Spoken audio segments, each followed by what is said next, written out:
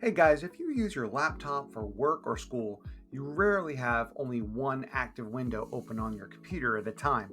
Usually, there's probably about two or three of them up and running, and if you're multitasking, that number can get as high as 20 or 50. Having all these windows open is great for increasing productivity, but to be honest, it can also be a headache to manage.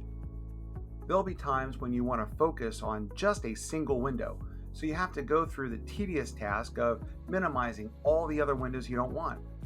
Fortunately, Windows 11 has a great feature called the title bar window shake that minimizes the multiple windows quick and easy.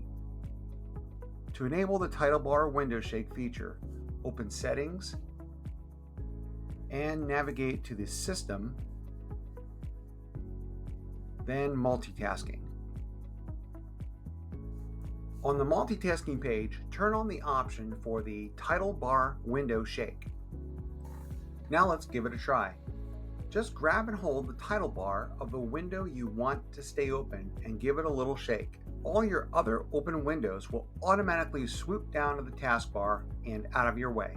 If you shake your active window again, they'll all pop right back up.